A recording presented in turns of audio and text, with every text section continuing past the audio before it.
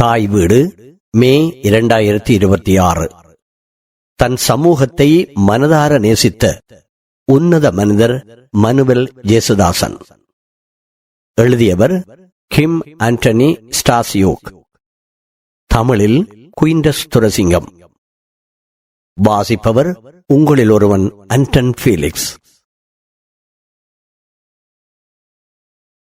அன்பான குடும்பத்தினரே, நண்பர்களே, வாசகர்களே, என் மாமியார் திருமதி ஜேசுதாசன், அம்மம்மா, என் மனைவியின் சகோதரிகள் அஜந்தா மற்றும் அனிதா, அனிதாவின் கணவர் ஏட்ரியன் மற்றும் அவர்களின் மகள் நைரி, என் மனைவி அஜிதா, எங்கள் பிள்ளைகள் கேஷ்மன், அயன், எம்ஜே மற்றும் அவரை மிகவும் நேசித்த அனைத்து குடும்பத்தினர் மற்றும் நண்பர்கள் சார்பாக நாங்கள் அன்புடன் டடி அல்லது அப்பா என்று அழைத்த எங்கள் அன்புக்குரிய மனுவல் ஜேசுதாசனை கௌரவிக்கவும் நினைவு கூறவும் இப்பதிவை உங்களுடன் பகிர்ந்து கொள்ளுகின்றேன்.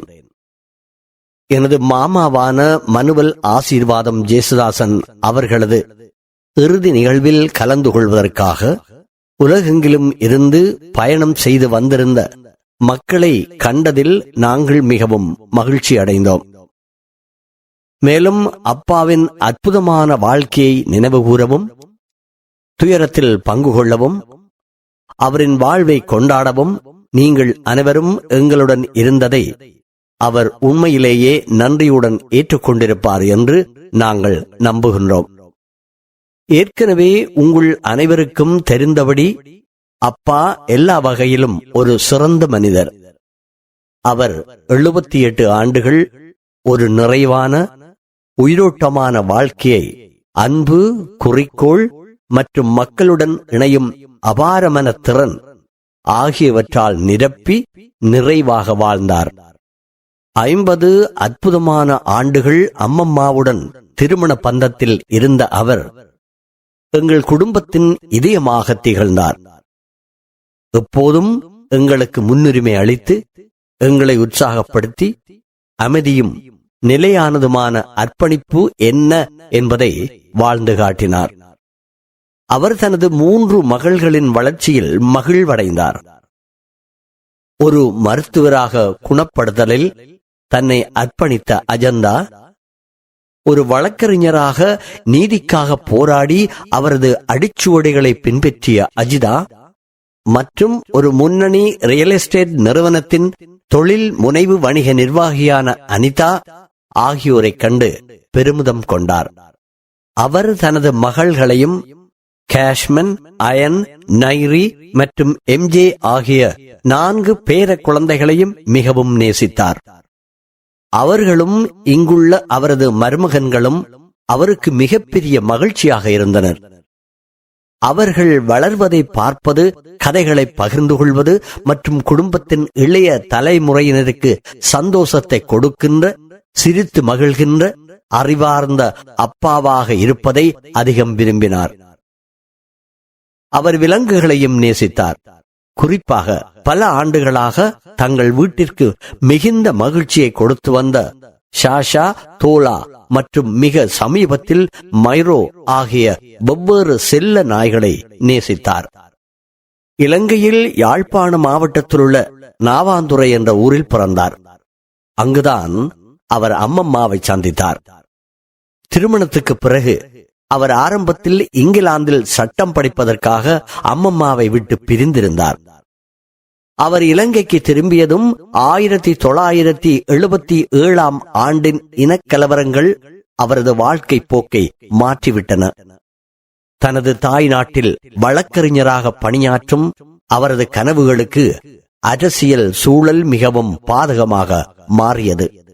அதனால் 1979 வேறு சிறந்த வாய்ப்புகளை தேடி இலங்கையை விட்டு வெளியேற அவர் முடிவு செய்தார். இறுதியில் கிழக்கு ஆப்பிரிக்காவில் உள்ள சிறிய தீவான செசல்ஸில் சிரேஷ்ட அரச சட்ட ஆலோசகராக அவருக்கு வேலை கிடைத்தது. அங்கு அவர் தனது மனைவி மற்றும் குழந்தைகளுடன் குடும்பமாக குடிபெயர்ந்தார். அந்த தருணத்திலிருந்து அவர் ஒரு அர்ப்பணிப்புள்ளவராக தனது வாழ்க்கையின் ஒவ்வொரு கணத்தையும் தனது குடும்பத்தினருடனே செலவிட்டார். பணியிடத்திலும், வீட்டிலும், சமூக நிகழ்வுகளிலும், வெளிநாட்டு பயணங்களிலும் அவர்கள் ஒருவருக்கொருவர் காட்டிய நிபந்தனையற்ற அன்பை கண்டால் அவர்களுடைய திருமணம் நிச்சயிக்கப்பட்ட திருமணம் என்று உங்களால் ஒருபோதும் யூகிக்க முடிந்திருக்காது. யாழ்ப்பாணத்தில் ஐரிஷ் கத்தோலிக்க பாதிரியார்களினால் நடத்தப்பட்ட புனித பத்ரிசியார் கல்லூரியில் அப்பா கல்வி பயின்றார். அங்கு அவர் பிரித்தானிய கலாச்சாரத்தை பற்றி அறிந்து கொண்டார். நீதியின் மீது பேரார்வத்தையும் ஆங்கில பொதுச் சட்ட அமைப்பின் மீது ஆர்வத்தையும் வளர்த்து கொண்டார். அந்த அடித்தளம் அவரை இங்கிலாந்தில் சட்டம் பயிலவும் இறுதியில் ஒரு வழக்கறிஞராக உருவாகவும் தூண்டியது. 1980களில் செசல்ஸ் வழியாக கனடாவுக்கு வந்த அவர் உறுதியுடனும் தாராள மனப்பான்மையுடனும் இங்கு ஒரு புதிய வாழ்க்கையை அமைத்துக் கொண்டார். சேவையால் வரையறுக்கப்பட்ட ஓர் அர்த்தமுள்ள வாழ்க்கை வாழ்வதற்கான வாய்ப்பை கனடா அவருக்கு வழங்கியது. அவரைப் போலவே தமிழ் சமூகத்தைச் சார்ந்த பலரும் கனடாவை தங்களின் பாதுகாப்பான புகலிடமாக தேர்ந்தெடுத்தனர். 1980களின் நடுப்பகுதியில் அறிமுகமில்லாத மற்றும் அச்சுறுத்தலான சட்ட அமைப்பில் பயணிக்கும் அகதிகளுக்கு உதவ தமிழ் பேசும் வல்லுநர்கள் அவசரமாக தேவைப்பட்டனர். ஒரு வழக்கறிஞராக அவர்களுக்கு உதவ தகுதி உடையவராகவும் தார்மீக கடமையுள்ளவராகவும் தான் இருப்பதாக அப்பா உணர்ந்தார். கனடாவில் கண்ணியம் மற்றும் ஒரு பாதுகாப்பான எதிர்காலத்தை கட்டியெழுப்ப துடிக்கும் தமிழ் அகதிகளுக்கு உதவுவதற்காக தனது சட்டப்பணியை அர்ப்பணித்தார். அவரது தொழில் வளர வளர அம்மம்மா அவருடன் சேர்ந்து கொண்டார். காலப்போக்கில் அவர் தனது பரபரப்பான குடிவரவு பணிகளுக்கு மேலாக குடும்ப மற்றும் குற்றவியல் சட்ட வழக்குகள், உயில் மற்றும் சொத்து வழக்குகள், நிலம் மற்றும் வணிக பரிவர்த்தனைகளையும் கையாளத் தொடங்கினார். ஒரு கட்டத்தில் இளம் வழக்கறிஞர்களான எனக்கும் என் மனைவிக்கும் அவர் பொறுமையுடனும் ஞானத்துடனும் வழிகாட்டி தனது அலுவலகத்தில் பணிக்கு அமர்த்தினார். அவரது தன்னலமற்ற வழிகாட்டுதலும் ஆதரவும் இல்லாமல் இன்று நாங்கள் அனுபவிக்கும் வெற்றிகரமான சட்டத் தொழில் வாழ்க்கையை நாங்கள் அடைந்திருக்க முடியாது. மேலும் பல ஆண்டுகளாக பயிற்சி பெறும் மாணவர்களுக்கு வழிகாட்டி இதே போன்ற அன்பு மற்றும் அக்கறையால் எண்ணற்றோருக்கு அவர் உதவினார். தமிழ் சட்ட சமூகத்திற்கு ஒரு முன்னோடியாக திகழ்ந்தார். கனடாவில் உள்ள பல தமிழ் வழக்கறிஞர்களுக்கு அவர் வழிகாட்டினார். அவர் தனது சட்ட அலுவலகத்தை விற்ற பின்னரும் கூட ஓய்வில் இருந்தபடியே வழக்கறிஞர் தொழிலை தொடர்ந்தார். சமூக உறுப்பினர்களுக்கான சிறப்பு வழக்குகளை கையாண்டார். புலம்பெயர் தமிழர்களிடையே அப்பா மிகவும் நேசிக்கப்பட்ட ஒருவராக திகழ்ந்தார். அவர் பல கட்டுரைகளை எழுதினார். சமூகத்தை பாதிக்கும் சட்ட மற்றும் பிற விடயங்கள் குறித்து வானொலி மற்றும் தொலைக்காட்சியில் தனது குரலை பகிர்ந்து கொண்டார். தனது வாடிக்கையாளர்கள் உடனான அவரது உரையாடல்கள், அவரது போராட்டங்கள், மன உறுதி மற்றும் வெற்றிகளை பற்றி அறிந்து கொண்டார். இப்படி அறிந்து கொண்ட அனுபவ பகிர்வுகள் புதிய குடிவரவாளர்கள் எதிர்கொள்ளும் சட்ட மற்றும் உணர்ச்சிபூர்வமான சவால்களை பிரதிபலிக்கும் ஒரு நாவலையும் சிறுகதை தொகுப்பையும் எழுத அவரை தூண்டியது. இளைஞராக இருந்தபோது மிக பழமையான தொன்மையான செவ்வியல் தமிழ் நூல்களின் இருப்பிடமான வரலாற்று சிறப்புமிக்க யாழ்ப்பாண பொது நூலகத்தில் அவர் பணியாற்றினார். அக்காலத்தில் கையெழுத்தில் எழுதப்பட்டிருந்த அனைத்து புதிய நூல்களையும் பதிவு செய்து பட்டியலிடுவதே அவரது பணியாக இருந்தது. இதுவும் அவரது புனித பத்ரிசியார் கல்லூரி வழங்கிய கல்வி அறிவும் தான் அவருக்கு அத்தகைய அழகான நேர்த்தியான கையெழுத்து இருப்பதற்கு காரணமாக அமைந்தது. யாழ் பொது நூலகம் துயரமான முறையில் தீக்கிரையான போது அந்த வேதனையான நினைவு அவரது வாழ்நாள் பணிகளில் ஒன்றை தொடங்க உதவியது. தமிழ் இலக்கிய தோட்டத்தில் தனது தலைமைத்துவத்தின் மூலம் எழுதவும் பேசவும் பாவிக்கப்படும் தமிழ் மொழி மூல சொற்களின் முக்கியத்துவத்தை பற்றிய ஆழமான புரிதலை அவர் வெளிப்படுத்தினார். மற்றவர்களுக்கு கல்வி கற்பிப்பதிலும் தமிழ் மொழி கலாசாரம் மற்றும் பாரம்பரியத்தின் செழுமையை மேம்படுத்துவதிலும் பாதுகாப்பதிலும் அவர் ஒரு தீவிரமான ஆதரவாளராக இருந்தார். அவர் புனித பத்திரிசியார் கல்லூரி பழைய மாணவர் சங்க கனடா கிளையின் தலைவராக பணியாற்றியுள்ளார். அண்மையில் ஒன்டாரியோ முதுதமிழர் மன்றத்தின் தலைவராக பணியாற்றி பலருக்கும் மகிழ்வையும் பிணைப்பையும் ஏற்படுத்திய நிகழ்வுகளை நடாத்தினார். கற்றல் அமர்வுகள் மற்றும் வெளிநாட்டுக்குழு பயணங்களை கூட ஏற்பாடு செய்தார். பல ஆண்டுகளாக அவர் தனது சமூகத்துக்கு பல்வேறு பொறுப்புகளில் பணியாற்றியதை ஒரு பெரும் கௌரவமாக கருதினார். புனித பத்திரிசியார் கல்லூரி பழைய மாணவர் சங்க தலைவராக, சேக்கம் சமூக சேவை அமைப்பின் செயலாளராக, ஒன்டாரியோ முதுதமிழர் மன்ற தலைவராக, கனடா திருமறை கலாமன்றத்தின் தலைவராக மற்றும் 1995 டொரண்டோ மாநாட்டு மையத்தில் ஒரு வரலாற்று சிறப்புமிக்க 3 நாள் சர்வதேச தமிழ் பண்பாட்டு மாநாட்டை ஏற்பாடு செய்த சர்வதேச தமிழ் பண்பாட்டு இயக்கத்தின் செயலாளராக என சமூக பணிகளில் முழுமூச்சுடன் ஈடுபட்டிருந்தார். அப்பாவிற்கு ஒரு படைப்பாற்றல் மிக்க ஆன்மா இருந்தது. அவர் கூத்து எனும் பாரம்பரிய தமிழ் நாட்டு கூத்துக்களை உட்பட பல நாடகங்களில் நடித்தார். பல ஆண்டுகளாக அவர் திருமறை கலாமன்றத்தில் ஈடுபட்டிருந்தார். அங்கு அவர் தனது கலை திறமைகளை வெளிப்படுத்தி தமிழ் நாடகங்களில் நடிப்பு, பாட்டு, நடனம் ஆகியவற்றால் மேடைகளை ஒளிரச் செய்தார். அனைவரையும் வரவேற்று உயிர்ப்புடன் உணர வைக்கும் அந்த மகிழ்ச்சியான சிறந்த ஆற்றலுடன் அவர் எப்போதும் திகழ்ந்தார். கடந்த கிறிஸ்துமஸ் அன்று நடந்த தனது இறுதி நாடகத்தில் பெரும்பாலும் இந்துக்களான தமிழ் முதியவர்களுக்காக 1 மணி நேரத்துக்கு மேலாக மேடையில் நடித்து இந்துக்களுக்காக கிறிஸ்தவத்தை பற்றி கற்பிக்கும் ஒரு கதையை அவர்களுக்கு வழங்கினார். தனது சட்ட தொழில் மற்றும் சமூக ஈடுபாட்டை திருப்பி பார்க்கையில் தனது முன்னாள் வாடிக்கையாளர்களை சந்திக்கும் போது, எனது பிள்ளை ஒரு வழக்கறிஞர் அல்லது எனது பிள்ளை ஒரு மருத்துவர் என்று அவர்கள் பெருமையுடன் கூறுவதை கேட்கும் போது அதுவே அவருக்கு கிடைத்த மிகப்பெரிய வெகுமதிகளில் ஒன்றாக இருந்தது. இந்த தனிப்பட்ட வெற்றியுடன் செழிப்பான ஒரு தமிழ் வணிக சமூகம் உருவாவதையும் அவர் கண்டார். அது பொருளாதார ரீதியாகவும் கலாசார ரீதியாகவும் மட்டுமல்லாமல் அரசாங்கத்தின் அனைத்து மட்டங்களிலும் அரசியல் ரீதியாகவும் பங்களித்து வருவதை பார்த்து பெருமிதம் அடைந்தார். அப்பா விருந்தோம்பலை மிகவும் விரும்பினார். எஜெக்ஸில் உள்ள தனது வீட்டின் கீழ் மாடியில் அவர் கலகலப்பான விருந்துகளை நடாத்தினார். அங்கு விளையாட்டு மற்றும் தமிழ் திரைப்படங்களை பார்ப்பதற்காக ஒரு பெரிய திரை தொலைக்காட்சி, ஒரு மரத்தாலான நடன தளம் மற்றும் தமிழ் இசைக்காக ஒரு அதிநவீன ஒலியமைப்பு ஆகியவற்றை நிறுவியிருந்தார். அப்பா விளையாட்டுகளில் தீவிர ரசிகராகவும் இருந்தார். குறிப்பாக கால்பந்து, கிரிக்கெட் மற்றும் லீட்ஸ் ராப்டர்ஸ் அணிகளை உற்சாகப்படுத்துவதில் அவருக்கு மிகுந்த ஆர்வம் இருந்தது.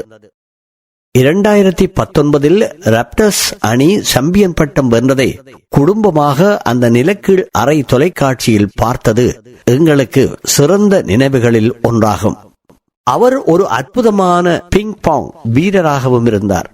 நுட்பமான சர்வ மற்றும் வலிமையான ஓவர்ஹேண்ட் ஸ்மாஷ் ஆகியவற்றை அவர் கொண்டிருந்தார். 78 வயதிலும் அவர் எங்கள் குடும்பத்தில் டேபிள் டென்னிஸில் தோற்கடிக்க முடியாத சாம்பியனாக இருந்தார். அப்பா மக்களை மட்டுமல்ல, இயற்கையும் செடிகளையும் பூக்களையும் மரங்களையும் நேசித்தார். குறிப்பாக ஒவ்வொரு வசந்த காலத்திலும் கனடாவில் கோடைகாலம் முழுவதும் அம்மாவிடம் சேர்ந்து தோட்டம் செய்வதை அவர் மிகவும் விரும்பினார். மொத்தத்தில் கிறிஸ்துவைப் போலவே அப்பா பெறுவதை விட கொடுப்பவராகவே இயல்பாக இருந்தார். மேலும் தனது பல பரிசுகளையும் திறமைகளையும் வளங்களையும் குடும்பத்தினர், நண்பர்கள் மற்றும் சமூகத்தினருடன் பகிர்ந்து கொள்வதில் அவர் மிகுந்த மகிழ்ச்சி அடைந்தார். இதில் ஆச்சரியப்படுத்துவதற்கு ஒன்றுமில்லை. ஏனெனில் ஜேசுதாசன் என்ற பெயருக்கு நேரடி பொருள் இயேசுவை பின்பற்றுபவர் என்பதாகும். அவரது ஆளுமை மிகவும் கனிவானதாகவும் வசீகரமானதாகவும் இருந்ததால் அவரை ஒரே ஒரு முறை சந்தித்தாலே மற்றவர்கள் மனதில் நீடித்த தாக்கத்தை ஏற்படுத்தி விடுவார். புகைப்படங்களில் நீங்கள் காண்பது போலவும் உங்கள் மனதில் நினைவில் கொள்வது போலவும் அவரது புன்னகை காலத்தால் அழியாததாகவும் உண்மையானதாகவும் இருந்தது. அவர் ஒரு மிகவும் சிறந்த தனித்தன்மை கொண்ட ஆன்மா. எல்லாவற்றுக்கும் மேலாக மேனுவேல் ஜேசுதாசன் அவர்கள் அன்பானவராகவும் ஞானமுள்ளவராகவும் எல்லையற்ற சாதகமான எண்ணம் கொண்டவராகவும் இருந்தார். பிரார்த்தனையின் சக்தி, நேர்மறை சிந்தனை, ஈர்ப்பு விதிகள் மீதான நம்பிக்கை உட்பட நாம் வாழ விரும்பும் வாழ்க்கையை கற்பனை செய்து வெளிப்படுத்தும் திறன் நம் ஒவ்வொருவருக்குள்ளும் இருக்கிறது என்ற ஆழமான நம்பிக்கையை அவர் கொண்டிருந்தார். அவர் வாழ்ந்த மகத்தான வாழ்க்கை இந்த உலக கண்ணோட்டத்தில் அவர் கொண்டிருந்த நம்பிக்கைக்கும் உறுதிக்கும் தெளிவான சான்றாக இருந்தது.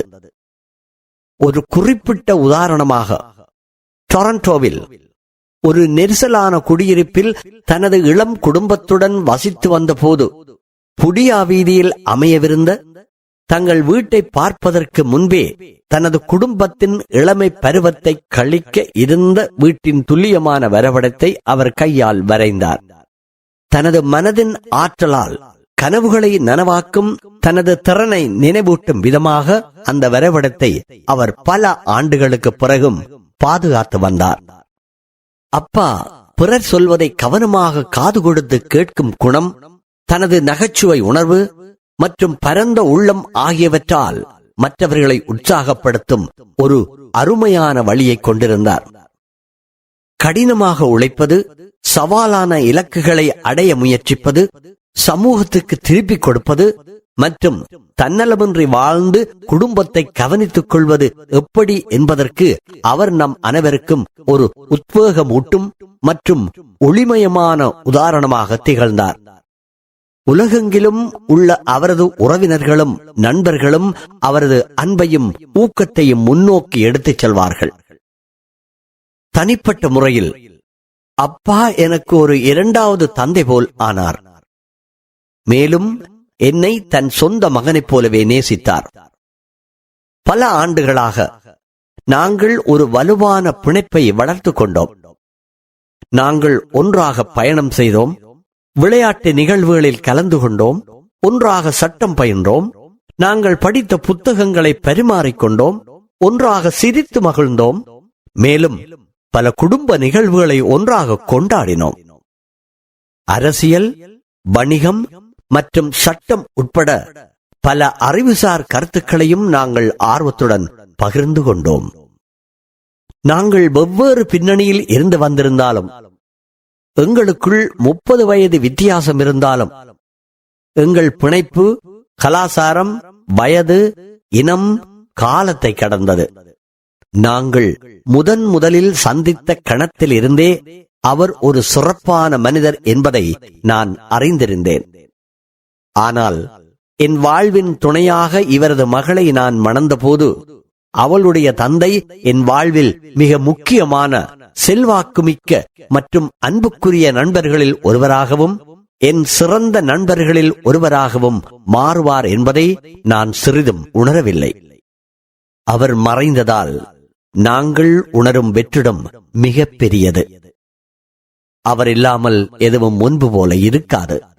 அவருக்கு மிகவும் நெருக்கமாக இருந்த அனைவராலும் அவர் அளவிட முடியாத அளவிற்கு உண்மையாகவே இழக்கப்படுவார். அவருடைய மறைவு எவ்வளவு சோகமானதாக இருந்தாலும், உங்களுக்கு அவரை தெரிந்திருந்தால், அவர் எல்லையற்ற சக்தி வாய்ந்த சாதகமான உணர்வாற்றலால் நிரம்பியிருந்தார் என்பதை நீங்கள் அறிந்திருப்பீர்கள். நாம் அவருக்காக துக்கம் அனுசரிக்க வேண்டும் என்று அவர் எவ்வளவு விரும்புகிறாரோ அதைவிட அதிகமாக நாம் அவரை கொண்டாட வேண்டும் என்றும் அவருடன் நாம் பகிர்ந்து கொண்ட சிறப்பு நினைவுகளை போற்றி பாதுகாக்க வேண்டும் என்றும் அவர் விரும்புவார் என்பதை என் இதயத்தில் நான் அறிவேன். மனுவல் இயேசுதாசன் எனும் அற்புதமான பரிசை இறைவன் இவ்வுலகிற்கு வழங்கியதற்காக நாம் அனைவரும் ஒன்றிணைந்து கடவுளுக்கு நன்றி செலுத்துவோம். நம்முடைய இறுதி நாட்கள் வரை அவரை பற்றிய நமது இனிய நினைவுகளை நாம் பகிர்ந்து கொள்வோம். அவருடைய சாந்தமான ஆன்மா என்றென்றும் அமைதியில் இளைப்பாறட்டும். மேலும் நமது மென்மையான இதயங்களில் அவரை நேசிக்கவும் நினைவு கூறவும் நமக்கு எப்போதும் இடமிருக்கும் என்பதை அறியச் செய்வோம். நன்றி.